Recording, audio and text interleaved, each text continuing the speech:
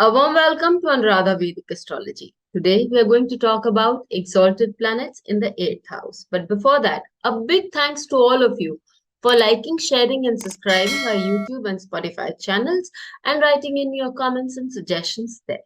If you haven't subscribed to our channels, please do. And do remember to press the bell icon so that you can get the updates ASAP.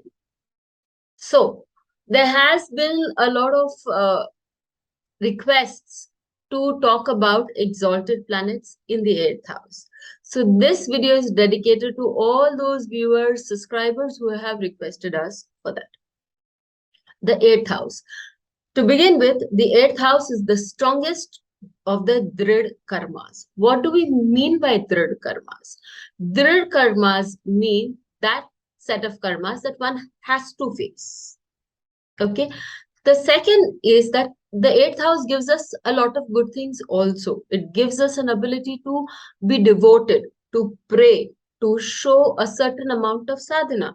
The 8th house is important if we have to consider the unearned money part, which is our legacies, our hereditary properties that we get. And it is also important to see the LIC policies, all these things that we see.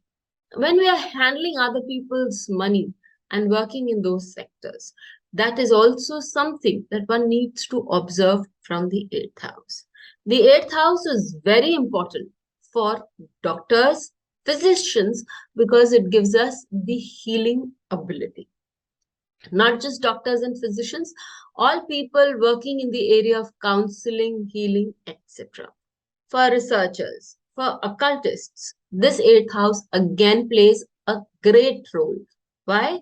Because it gives you an ability to research and it gives you an ability to go deep into the sadhana, to find into areas unknown. That is the Paravidya. So for we in the later part, as I have explained, that the 8th house gives a lot of good points to us, gives us a lot of areas to work on. But we must not forget that it is the Prarabdha area also for us. So the 8th house, if there is an exalted planet, it will show its results very strongly. Whenever we are trying to access or assess the importance or the strength of a planet, it is very important to see the where the planet is positioned. So if the planet is positioned in its sign of exaltation, it is very strong. Now, if this same planet, which is very strong, is posited in the 8th house, in that case, it shows the characteristics of that 8th house very strongly. That means it will give us the ability to do research, and depending on the planet that it is, as we are going to talk about it in detail, but it will make sure that that area of life becomes very definitive for us. We have to face these consequences. The 8th house in medical astrology also talks about the diseases that are genetic in nature. And it is those diseases that take a lot of time to recover from. So when there is a planet, exalted planet in the 8th house, it does give diseases which will take a lot of time to come out of it. This is a combined video where we talk about all these things, medical astrology, as well as what it can do for us, depending on the planet that it is there. The base is very important. As we move into the exalted planets in the 8th house, we'll start with the sun. If sun is exalted in the 8th house, it is, we know, a Virgo Lagna Kundali. And sun is the 12th lord. For all that, it gives the Vipreet Rajyog very strongly because it's an exalted 12th lord. In the 8th house, it will also give us the ability to heal because sun is the natural healer and it gives you name and fame in the world of medicine. But it will also give, to some extent, if we are using our properties to heal others, counsel others, guide others, good. But if we are not doing that, and good in the sense that to a large extent our energy is being used there, but it will also show some shades, if not more, of high body temperature, fever, and especially that fever that gets onto the head. So it could show certain tumors which happen due to acidity, certain tumors, but it has a possibility of showing brain tumor and all these problems that arise from heat in the body, blood pressure. All these things can be seen with an exalted sun in the eighth house. This energy to a great deal can be diverted by helping others, moving into zones of service to others without expectation. But I have also seen that even doctors do suffer, not that they don't. Now we move on to the second planet, that is the moon. The moon gets exalted in the eighth house when the lagna is that of the Libra. It's a fixed sign. In the eighth house, moon is said to give one a constant niggle of anxiety. If it is the 10th lord in the eighth house, it can make a person anxious about work, constantly about work, and about finances, because it would also be aspecting the second house. So a person could also be interested in knowing about the hereditary issues. Is the person facing problems about the hereditary issues? And that can get a person into a lot of turmoil and trouble, because it can play on your lymphatic systems, it can play on your immunity, and it can cause a lot of water retention in the body. It can also play havoc with your enzymes, or in case of other people, it can also pay a lot of problems to your thought process. As moon talks about a person's thought process, it is very important for the person to have a control over their thoughts. One should be aware of them, and if you can remove the undue fear or the fixed fear that you have in your mind to a certain extent, you would be able to at one point get down those BP related issues, or those issues which are related to your hormonal systems. Your immunity would not be as compromised if you were well aware of your thoughts and understood how to modulate them. Also, be very sure about your salt intake. Moon represents salty food. So these people should also have a care and concern about the kind of food they eat, because moon is also aspecting your second house. Salt should be kept to the minimum, because that could also increase the water retention in your body. When we're talking about Mars being exalted in the eighth house, it is the Gemini Lagna. For the Gemini Lagna people, Mars, when it gets exalted in the eighth house, Mars would create problems with your thought process. Mars, sitting in this house, can give a person a lot of energy to go deep into practical research work, give the person an ability to be a good surgeon, and also would give a person an ability to move deeply into doing new things, being a good sports person, and all those things. But I've also found that this Mars for the Lagna of Gemini is a little dangerous, because it's also the third lord and sixth lord and also the 11th lord, which does bring in a lot of mm, uh, ailments. So these people can typically suffer from the ailments of the stomach. They can have a lot of problems about retaining the food. They should stay away from eating spicy food. They should stay away from eating food which is cooked over a long period of time, because then it is likely that it is like cause burns in the stomach. And if this Mars is very strong, then in that case, aspected by malefics, it's most likely to give ulcers and great digestive issues to a person. Mars in the eighth house as an exalted planet also gives rise to the temperature of the body, and a person can have problems, can have a lot of issues with the heat of the body, can have delusions.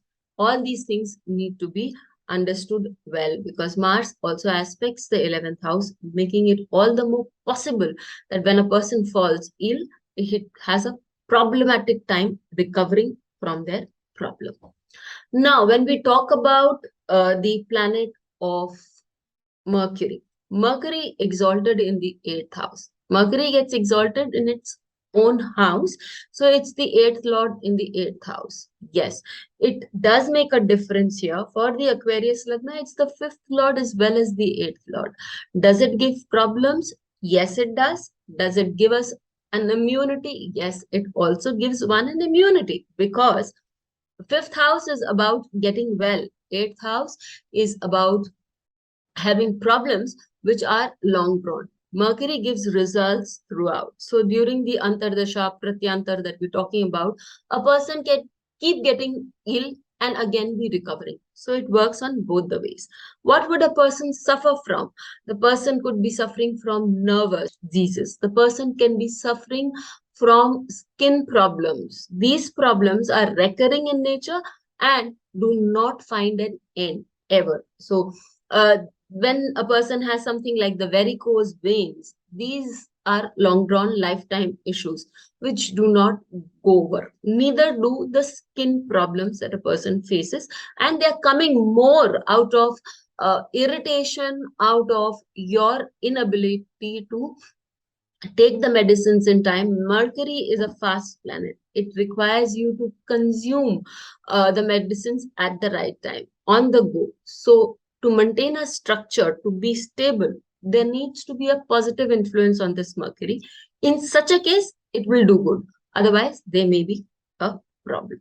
Now, when we are talking about Jupiter, Jupiter in the eighth house and exalted, it's the Lagna Lord which is exalted in the eighth house. According to Faldipika, when a lord of a house is away from 6, 8, 12 places from its house, it may not be able to help its own house. And in this case, it becomes that Jupiter, which is supposed to be the physician, is unable to help his or own self. But this Jupiter gives an ability to be a good counselor, a good a physician for others. This Jupiter gives one the ability to have a great foresight. At the same time, this person would have the ability to do a very good mantra sadhana and to help the family members, not just the family members, to help people at large. This person would have a great knowledge about traditions. But we also need to talk about the kind of problems that this Jupiter in terms of health can make us feel. This Jupiter in terms of health can make one undergo liver issues. Can a person can have problems with their kidneys also. And this could be hereditary. The person is likely to suffer from diabetes because diabetes is again an hereditary issue and can get escalated due to the social environment, social conditions. Jupiter also talks about gain in wealth. These people can also have a lot of weight issues. They should be very careful about these things.